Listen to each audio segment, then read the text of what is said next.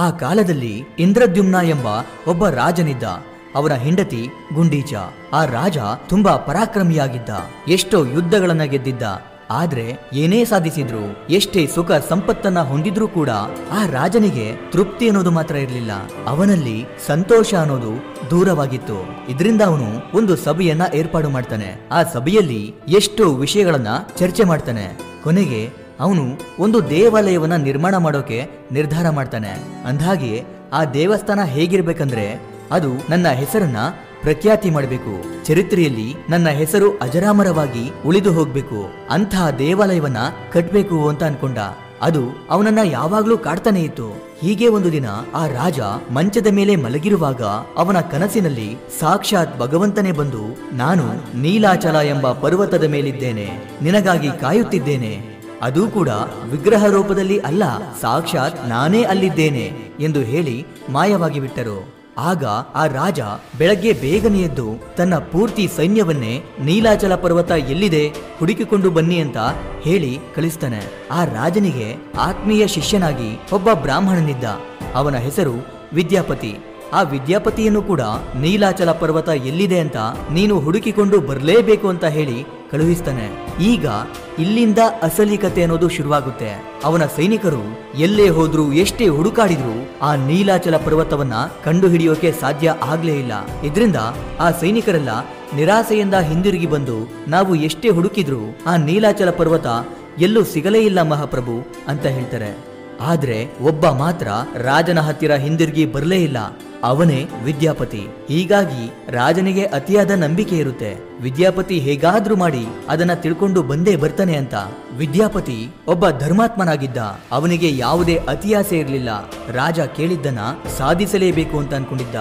ಹೀಗಾಗಿ ಅವನು ಹುಡುಕುತ್ತಾ ಹೋಗ್ತಿರ್ಬೇಕಾದ್ರೆ ಒಂದು ದಟ್ಟವಾದ ಕಾಡು ಸಿಗುತ್ತೆ. ಆ ಕಾಡಿನಲ್ಲಿ ಕುದುರೆ ಕೂಡ ಹೋಗೋದಕ್ಕೆ ಆಗ್ತಿರ್ಲಿಲ್ಲ. ಅದು ಅಲ್ಲೇ ನಿಂತು ಬಿಡುತ್ತೆ.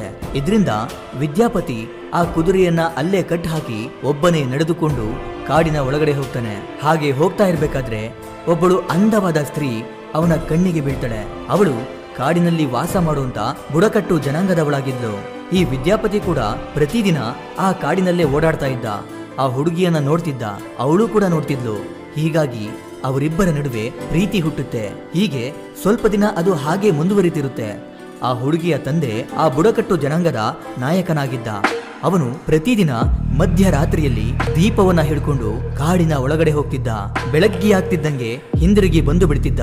ಕೊನೆಗೂ ಸ್ವಲ್ಪ ದಿನಗಳ ನಂತರ ಆ ಕಾಡಿನಲ್ಲಿ ಎಲ್ಲರೂ ಸೇರಿ ವಿದ್ಯಾಪತಿಗೆ ಅವರ ಮಗಳನ್ನ ಕೊಟ್ಟು ಮದುವೆ ಮಾಡ್ತಾರೆ. ಅದರ ನಂತರ ವಿದ್ಯಾಪತಿ ಕೂಡ ಅವರ ಮಾವನನ್ನ ಗಮನಿಸ್ತಾನೆ ಇದ್ದ.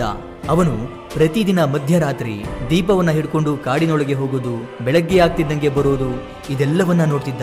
ಆ ವ್ಯಕ್ತಿ ಬೆಳಗ್ಗೆ ಹಿಂದಿರುಗಿ ಬಂದಾಗೆಲ್ಲ ಅವನ ಹತ್ತಿರ ಸುಗಂಧವಾದ ಪರಿಮಳ ಬರ್ತಿತ್ತು. ಕೊನೆಗೂ ವಿದ್ಯಾಪತಿ ತನ್ನ ಪತ್ನಿಯ ಹತ್ತಿರ, ನಿಮ್ಮ ತಂದೆ ಮಾಡ್ತಿರೋದಾದ್ರೂ ಏನು?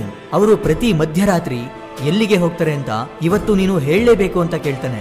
ಆಗ ಅವಳು ಏನ್ ಮಾಡ್ಬೇಕು ಅಂತ ಗೊತ್ತಾಗದೆ ಭಯದಿಂದಲೇ, ನನ್ನ ತಂದೆ ಪ್ರತಿ ರಾತ್ರಿ ನೀಲಾಚಲ ಎಂಬ ಪರ್ವತ ಇದೆ, ಅಲ್ಲಿಗೆ ಹೋಗ್ತಾರೆ. ಅಲ್ಲಿ ಸಾಕ್ಷಾತ್ ನೀಲ ಮಾಧವನೇ ಇರ್ತಾನೆ, ವಿಗ್ರಹ ರೂಪದಲ್ಲಿ ಅಲ್ಲ, ಪ್ರತ್ಯಕ್ಷವಾಗಿ ಭಗವಂತನೇ ದರ್ಶನ ಕೊಡುತ್ತಾನೆ. ಪ್ರತಿದಿನ ಭಗವಂತನನ್ನ ನನ್ನ ತಂದೆ ದರ್ಶನ ಮಾಡ್ಕೊಂಡು ಬರ್ತಾರೆ ಅಂತ ಹೇಳ್ತಾಳೆ. ಅದೇ ಸಮಯಕ್ಕೆ ಅವಳ ತಂದೆ ಬರ್ತಾನೆ. ಆಗ ವಿದ್ಯಾಪತಿ ತನ್ನ ಮಾವನ ಹತ್ತಿರ, ನನಗೂ ಕೂಡ ದೇವರ ದರ್ಶನವನ್ನ ಮಾಡಿಸಿ ಅಂತ ಕೇಳ್ಕೊಳ್ತಾನೆ. ಅದಕ್ಕೆ ಅವರ ಮಾವ ಒಪ್ಕೊಳ್ತಾನೆ. ಆದ್ರೆ ಒಂದು ಷರತ್ತನ್ನ ಹಾಕ್ತಾನೆ. ಅದೇನಂದ್ರೆ ಅವನ ಕಣ್ಣಿಗೆ ಬಟ್ಟೆಯನ್ನ ಕಟ್ಟಿ ಕರ್ಕೊಂಡು ಹೋಗ್ತಾನೆ. ಆದ್ರೆ ವಿದ್ಯಾಪತಿ ತುಂಬಾ ಬುದ್ಧಿವಂತ. ತಾನು ನಡೆದುಕೊಂಡು ಹೋಗುವ ದಾರಿಯುದ್ದಕ್ಕೂ ಸಾಸಿವೆಯನ್ನ ಚೆಲ್ಲಿಕೊಂಡು ಹೋಗ್ತಾನೆ. ನೀಲಾಚಲ ಪರ್ವತಕ್ಕೆ ಬಂದ ಮೇಲೆ ಕಣ್ಣಿಗೆ ಕಟ್ಟಿದ್ದಂತ ಆ ಬಟ್ಟೆಯನ್ನ ತನ್ನ ಮಾವ ತೆಗೆಯುತ್ತಿದ್ದಂತೆ ಕಣ್ಣ ಮುಂದೆಯೇ ಸಾಕ್ಷಾತ್ ನೀಲ ಮಾಧವನೇ ದರ್ಶನವನ್ನ ಕೊಡ್ತಾನೆ. ಆ ಭಗವಂತನ ರೂಪವನ್ನ ಕಂಡು ವಿದ್ಯಾಪತಿ ಸಂತೋಷಭರಿತನಾಗ್ತಾನೆ. ನಂತರ ಮತ್ತೆ ಕಣ್ಣಿಗೆ ಬಟ್ಟೆಯನ್ನ ಕಟ್ಟಿ ಅವರ ಮಾವ ಹಿಂದಿರುಗಿ ಕರ್ಕೊಂಡು ಹೋಗ್ತಾನೆ. ಹೀಗೆ ಸ್ವಲ್ಪ ದಿನಗಳು ಕಳೆದ ನಂತರ ವಿದ್ಯಾಪತಿ ತನ್ನ ಪತ್ನಿಯೊಂದಿಗೆ ತನ್ನ ರಾಜ್ಯಕ್ಕೆ ಹೋಗ್ತೀನಿ ಅಂತ ಅವರ ಮಾವನಿಗೆ ಹೇಳಿ ತನ್ನ ರಾಜ್ಯಕ್ಕೆ ಹೋದಂತ ವಿದ್ಯಾಪತಿ ನಡೆದಿರುವುದನ್ನೆಲ್ಲ ರಾಜನಿಗೆ ಹೇಳ್ತಾನೆ. ಆಗ ತಕ್ಷಣವೇ ಆ ರಾಜನು ತನ್ನ ಸೈನ್ಯದೊಂದಿಗೆ ಹೋಗಿ ಕಾಡಿನಲ್ಲಿದ್ದ ಆ ಜನಾಂಗದ ಮೇಲೆ ದಾಳಿ ಮಾಡ್ತಾನೆ. ನೀಲಾಚಲ ಪರ್ವತ ಎಲ್ಲಿದೆ ಹೇಳಿ ಅಂತ. ಆದ್ರೆ ಯಾರೊಬ್ಬರು ಅದರ ಬಗ್ಗೆ ಹೇಳೋದಿಲ್ಲ. ಆಗ ಸಾಸಿವೆಯನ್ನ ಚೆಲ್ಲಿಕೊಂಡು ಹೋಗಿರುವಂತ ದಾರಿಯನ್ನ ಹಿಡಿದು ಅವರು ನೀಲಾಚಲ ಪರ್ವತಕ್ಕೆ ತಲುಪಿಯೇ ಬಿಡ್ತಾರೆ. ಆದ್ರೆ ಅಲ್ಲಿ ದೇವರು ಇರೋದಿಲ್ಲ, ಎಲ್ಲವೂ ಖಾಲಿ ಇರುತ್ತೆ. ಇದರಿಂದ ಆ ರಾಜನಿಗೆ ಕೋಪ ಬಂದು ಕಾಡಿನಲ್ಲಿದ್ದ ವಿದ್ಯಾಪತಿಯ ಮಾವನಿಗೆ ಶಿಕ್ಷೆ ಕೊಡ್ತಾನೆ. ಎಷ್ಟೇ ಬಾರಿ ಕೇಳಿದ್ರು, ರಾಜ ಏನೇ ಮಾಡಿದ್ರು ಅವರು ಬಾಯಿ ಬಿಡೋದಿಲ್ಲ. ಇದರಿಂದ ರಾಜನಿಗೆ ನಿರಾಸೆಯಾಗಿ, ನಾನು ಎಷ್ಟೇ ಪ್ರಯತ್ನ ಮಾಡಿದ್ರು ನಿನ್ನನ್ನು ಹುಡುಕೋಕೆ ಸಾಧ್ಯವೇ ಆಗ್ಲಿಲ್ಲ ಭಗವಂತ ಅಂತ ನೊಂದ್ಕೊಳ್ತಾನೆ. ನೀನು ನನಗೆ ದರ್ಶನವನ್ನ ಕೊಡುವ ತನಕ ನಾನು ಅನ್ನ ನೀರು ಯಾವುದನ್ನು ಮುಟ್ಟುವುದಿಲ್ಲ ಅಂತ ಶಪಥವನ್ನ ಮಾಡಿ ಹಾಗೆ ಮಲ್ಕೊಳ್ತಾನೆ. ಆಗ ಅವನ ಕನಸಿಗೆ ಮತ್ತೆ ಭಗವಂತನು ಬಂದು, ನಿನ್ನಲ್ಲಿರುವ ನಾನು ಎಂಬ ಅಹಂನಿಂದಲೇ ನಾನು ನಿನಗೆ ಕಾಣಲಿಲ್ಲ. ಹಾಗಾಗಿ ಪುರಿಯ ಸಮುದ್ರ ತೀರದಲ್ಲಿ ನಾನು ಒಂದು ಮರದ ತುಂಡಿನ ರೂಪದಲ್ಲಿ ನೀರಿನ ಮೇಲೆ ತೇಲುತ್ತಿರುತ್ತೇನೆ. ಅದನ್ನ ತೆಗೆದುಕೊಂಡು ಹೋಗಿ ಒಬ್ಬ ಒಳ್ಳೆಯ ಶಿಲ್ಪಿಯಿಂದ ಅದಕ್ಕೆ ಒಂದು ವಿಗ್ರಹದ ರೂಪವನ್ನ ಕೊಟ್ಟು ನನ್ನನ್ನು ಒಂದು ಗುಡಿಯಲ್ಲಿ ಪ್ರತಿಷ್ಠಾಪನೆ ಮಾಡು ಅಂತ ಹೇಳಿ ಮತ್ತೆ ಮಾಯವಾಗ್ತಾನೆ. ಅದರಂತೆಯೇ ಆ ರಾಜನು ಸಮುದ್ರ ತೀರದ ಹತ್ತಿರ ಹೋಗಿ ನೋಡಿದಾಗ ಒಂದು ಮರದ ತುಂಡು ನೀರಿನ ಮೇಲೆ ತೇಲ್ತಾ ಇರುತ್ತೆ. ಅದನ್ನ ಕಂಡಂತ ರಾಜನು ಸಂತಸಪಟ್ಟು ತೇಲುತ್ತಿರುವಂತ ಆ ಮರವನ್ನ ಎಳೆಯೋಕೆ ಹೇಳ್ತಾನೆ. ಆದ್ರೆ ಆ ಮರದ ತುಂಡನ್ನ ಎಷ್ಟೇ ಎಳೆದ್ರೂ ಕೂಡ ಅದು ನೀರಿನಿಂದ ಹೊರಗಡೆ ಬರಲಿಲ್ಲ. ಆಗ ರಾಜನು ಮತ್ತೆ ಭಗವಂತನನ್ನ ಕೇಳಿದಾಗ ಭಗವಂತ ಹೇಳ್ತಾನೆ, ನೀನು ಒಂದು ತಪ್ಪನ್ನ ಮಾಡಿರುವೆ, ಕಾಡಿನಲ್ಲಿದ್ದ ಆ ಜನಾಂಗದ ನಾಯಕನಿಗೆ ಶಿಕ್ಷೆ ಕೊಟ್ಟು ಪಾಪ ಮಾಡಿರುವೆ ಅಂತ ಹೇಳಿದಾಗ ಆ ರಾಜನು ಕಾಡಿನ ಜನಗಳ ಹತ್ತಿರ ಹೋಗಿ ಜನಗಳಿಗೆ ಆ ನಾಯಕನಿಗೆ ಕ್ಷಮೆಯನ್ನ ಕೇಳಿ ತನ್ನ ರಾಜ್ಯಕ್ಕೆ ಕರ್ಕೊಂಡ್ಬರ್ತಾನೆ. ಆಗ ತೇಲುತ್ತಿದ್ದಂತ ಆ ಮರದ ತುಂಡು ಸುಲಭವಾಗಿ ಹೊರಬರುತ್ತೆ.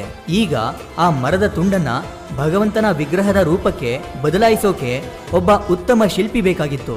ಇದರಿಂದ ಎಷ್ಟೇ ಶಿಲ್ಪಿಗಳು ಬಂದು ಆ ಮರವನ್ನ ಕೆತ್ತೋಕೆ ಶುರು ಮಾಡಿದ್ರೂ ಕೂಡ ಆ ಮರ ಸ್ವಲ್ಪವೂ ಅಲುಗಾಡ್ತಿರ್ಲಿಲ್ಲ.